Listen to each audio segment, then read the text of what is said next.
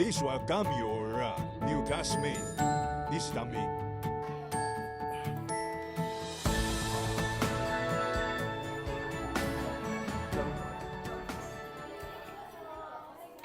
Mr. New Student, and please introduce yourself. Ay, yes sir. Okay, good morning everyone. I'm Alonzo Miguel M. Batiliano and I just transferred here dito sa sa UC. Yun lang naman, I guess may konting sa akin, may pagka-nerdy ako if you can see sa idealist ko. Yun lang. Do you have any question you wish ask Miss Andrea?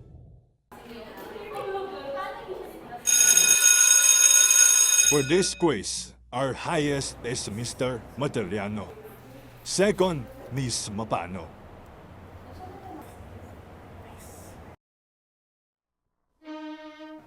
Ayaw feeling matalino. Feeling mga nerd, di naman Sino ba magaling. yan? Tiga mo yung katabi nung naka-brown mo, di ba? Parang silang mga weirdo, no? Oo nga, tapos parehas pa silang nakasalamin. Parang akala mo naman kung sino. Kala nila kinapogi nila yun. Oo nga. Porque mas mataas lang siya sa akin, gumaganyan na siya. Ako pa rin naman yung top nung wala siya eh. Parang makakala mo kung sino. Tiga mo. Okay lang. Gawin mo siya. Alam ko kayo gawin. Sige, kaya mo yan, tol. Stand for yourself.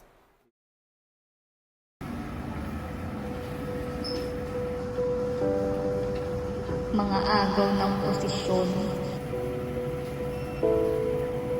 Transfer ka na.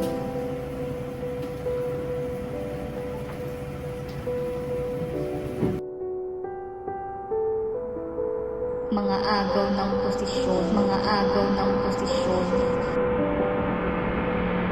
Ako ang kapwa. Hindi ikaw. Wala kang alam. Ako ang top 1. Napaka-selfish mo. Napaka-selfish mo ng posisyon. Mga agaw ng posisyon. Transfer ka na. Atang alam.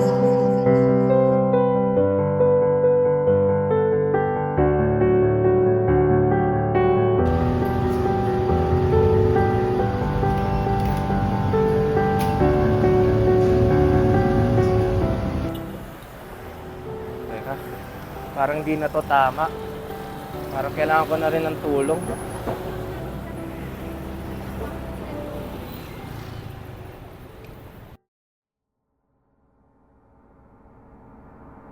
Mga agaw ng posisyon. Mga agaw ng posisyon. Atang alam. Transfer.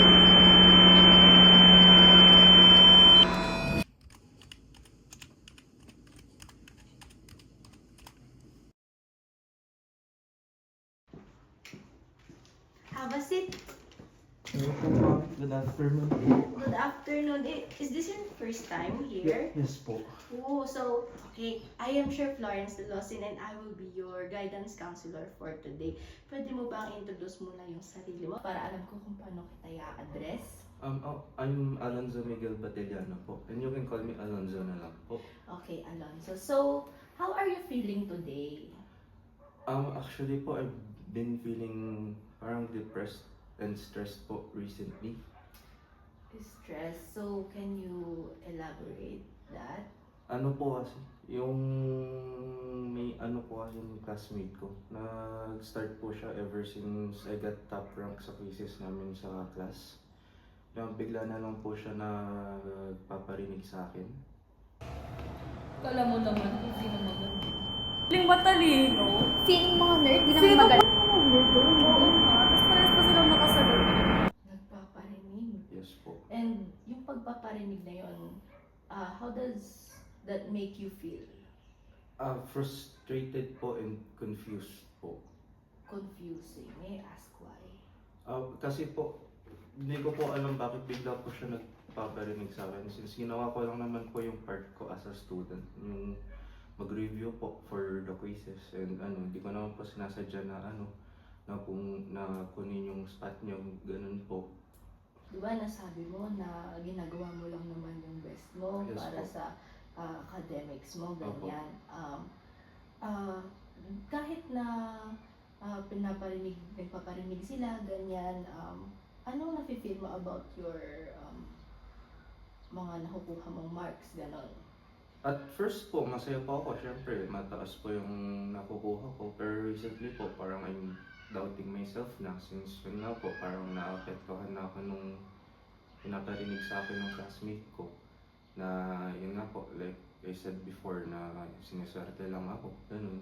Bukod ba sa pagpaparinig, ano pa ba yung mga ginagawa sa iyo nung nagpaparinig? May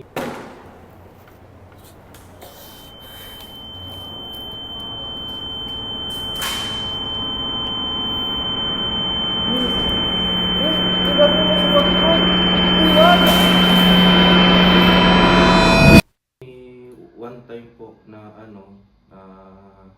before po mag-start yung class, bigla niya po akong pinalipat ng seat. Like, bigla po niyang kinik yung chair ko. And then, meron po isang instance na while I'm reviewing, bigla po niya kinuha yung bag ko. And inano po niya yung contents ng bag ko sa floor. Paano? Like, shinik po niya yung bag ko until magkalat po yung laman ng bag ko sa floor. And what did you feel after that?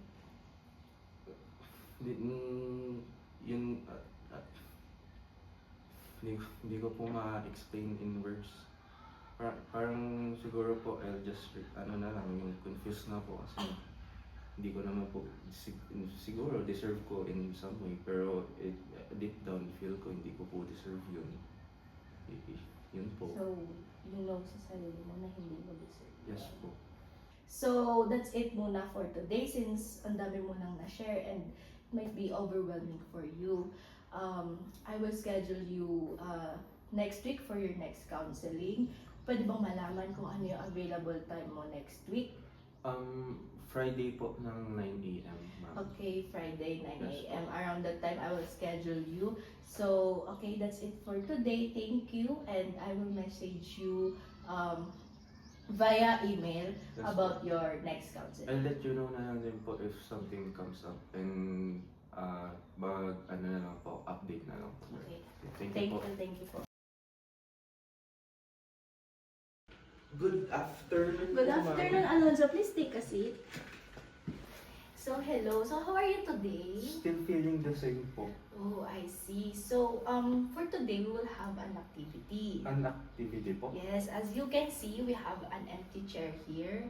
And yung empty chair na to, nire-represent niya yung taong nambuli sa'yo, which is your, Classmate po. yes, your classmate. Now, I want you to talk to that person and sabihin mo kung ano yung mga nararamdaman mo, okay? And you can start whenever you're ready.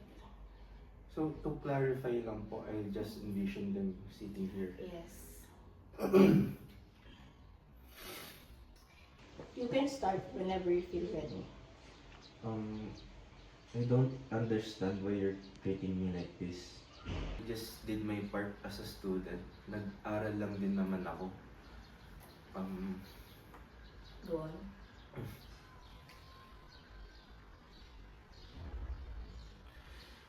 Kaya ngayon, parang naaano na ako pag nagpaparinig ka sa akin sa class or sa pagpapasok ako sa room, ganun. Na nagda-doubt na ako sa sarili ko.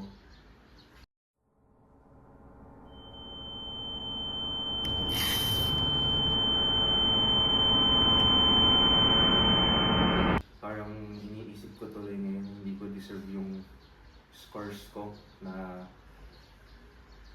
yun nga, hindi ko deserve, like, na-apektuhan na rin ako dun sa sinasabi mo na siniswerte lang ako, ganun, na hindi ko talaga deserve, kaya naano na rin ako.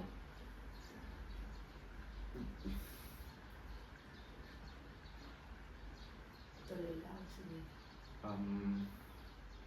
It's medyo frustrating na rin kasi parang may ginawa akong personal sa'yo na hindi ko naman talaga sinasadya na maging ganito yung situation na gusto ko lang talagang makakuha ng maayos na grades.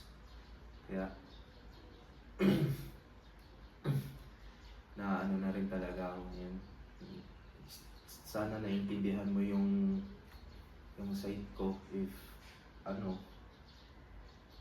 yun. What do you feel after saying that to your classmate? Medyo umaan naman po yung feeling ko, ma'am. Pero andun pa rin po yung ko sa kanya. Yung parang frustration po. Okay. So, I want you now to switch chairs and respond as that person. Sige. Okay. Tapos, You may start. Hindi mo alam? Transfer ka? I used to be the top of the class. Napaka-selfish agaw ng posisyon. Mga agaw ng posisyon. Kapang alam. Inago mo bigla ang posisyon ko. Ngayon, parang may kulang sa akin. Bigla nag-iba ang presence ko sa class. Stay with that. biglang I feel like I'm not important anymore. Before, I always scored highest. Tapos ngayon, ikaw, a mere transferee. And sinabi mo pa sa class introduction mo, nerd ka. Ah, nerd? Matataasan ako ng isang nerd? Sa tingin mo, maganda sa image ko yun? Go on. Alam mo, selfish mo sa part na yun. Di mo ako naisip. Yung scores mo, hindi mo talaga deserve yun. Yung pagbubuli ko sa'yo, yung ginagawa ko sa ngayon, yun ang deserve mo. Go on. Alam mo, ang selfish mo sa part na yun. Di mo ako naisip. Ang scores mo, hindi mo talaga deserve yun. Deserve mo ang yung ginagawa ko sa'yo ngayon, ang pagbubuli ko. Ang paglamang mo sa akin, hindi ko deserve yun. Now, I want you to go back to your seat and respond again as yourself and talk to your classmate. Hindi ko napansin na baka ganun pala ang nararamdaman mo, that you're upset with not being the highest. Say one more thing to them. I understand that you're upset, but I wish na hindi ganito yung pagtrato mo sa akin. So, how was the activity? Medyo weird lang po siya simula, but I feel a lot lighter now. Okay, so can you elaborate more on that? How do you feel exactly? I feel like mas naiintindihan ko na po yung situation, but I'm still a bit confused po. Confused in a way na Yung first intuition po nila is to bully me. okay, I understand. But you feel a bit lighter now. Yes po. Okay, that's okay. We'll do another activity next time. Is that fine with you? Yes po. So that's it for today. So I will schedule you again for our next counseling. So again, what time are you available next week? Actually po, same time lang po with our counseling session today. Friday 9 AM again po. Okay, sige, I will schedule you again with that time. Yes. So, see you again next week. Yes po. Tapos, is it okay if I update you if like may emergency or hindi po ako makakapunta? Okay, sige, sure. That's fine with me. Sige. See you again. Thank you. Yeah, See you thank again you. next time. Good morning po, ma'am. Good morning. Have a seat. So, kumusta ka naman ngayon? I'm doing a lot better naman na po. Doing a lot better. That's very good. So, for today's session, we'll be having an activity. Another activity po. Yes, this activity will allow you to notice the two sides of yourself that usually don't get attention. Opo. Are you willing to try? Yes po. Okay, I want you to sit on this chair and act as your top dog. At yung top dog, ito yung part mo na nagpupush sa'yo, nagde-demand, and nagsiset ng high expectation for yourself. And speak as that part. Okay po, I'll try. I need to be number one. I need to prove myself. Hindi nila pwedeng isipin na hindi ko deserve ang spot. Kailangan ko ipakita sa kanila na deserve ko ito. Now, stay with that feeling. I want you to switch chairs and act as your underdog. This is the side of you that feels doubtful and overwhelmed most of the time. Act as that part. Sige po. Yung underdog ko po. Yes, the part of you that carries your fears and uncertainties. Let it speak. I'm not sure. Parang hindi din to magtatagal. I didn't even ask for this pressure. It's overwhelming na trying to meet everyone's expectations. Ewan, nakakapagod na rin. Thank you for expressing that. Now, switch your chairs again and return to the top zone.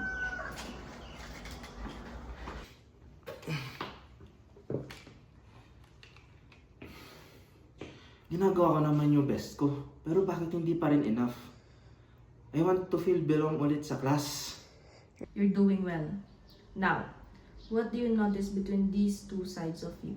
Yung side ko po, it's pushing me to do better, and yung isang side ko naman po, it's more doubtful and pagod na. Parang yung gusto na lang po niya magpahinga. That's an important observation. Now, let the two sides speak directly to each other. You need to do more. Paano may papakita sa iba that you deserve the top spot? I know, pero hindi pressure ang kailangan ko. What I need is support and understanding. Very good awareness. Now, try merging both sides into one balanced statement. Something that represents your whole self. I can do my best, pero hindi ko kailangan i-pressure ang sarili ko. I can still succeed kahit hindi ako sure sa situation ko. That sounds more integrated. Now, what have you noticed about yourself? It feels like na mas balanced na po ako. Parang I understand myself a bit more. That's a wonderful insight. Today, you allowed yourself, your both side of self to be heard. And that's an important step towards self-acceptance. So, before we end our today's session, mag-reflect muna tayo sa naging activity natin for today. Kamusta yung experience mo? At first po, medyo challenging siya, pero ngayon po parang nakita ko po na may other parts din po ako sa self ko. That's good to hear. Ano naman yung mga realizations mo na nag-stood out sa'yo the most? Na may part po ako na hindi ko lang kailangan mag-excel, na may part din po ako na kailangan ng support and kailangan po niya magpahinga. That's a very good insight kasi yung dalawang side mo na yon may purpose. Yung isa, minomotivate ka. Yung isa naman, nire-remind ka na alagaan mo rin yung sarili mo. Oh. Ngayon, pag nag-work kasi yung together, mas nagiging balance ka. Opo. Yun po. Parang mas naiintindihan mo na po yung sarili mo ngayon. I appreciate your openness today. You expressed your thoughts and emotions honestly. Now, when your top dog and underdog shows up, Opo. I want you to remind yourself about the balance statement that you created. Sige po, I'll try po. Very good. Thank you for your participation today, and we will continue exploring your experiences on our next session. So, how are you feeling as we end our session? Parang mas magaan na po yung nararamdaman ko sa sarili ko. That's good to hear. Again, thank you for your participation today, for your efforts. Since you shared a lot today, for sure, nakakapagod yan. Opo. And yeah, emotionally, nakakapagod siya. So, see you next time. Yes po. Simula yung schedule. Yes po. Okay, see you. Thank you. And mag-ingat ka pa. Thank you po, ma'am.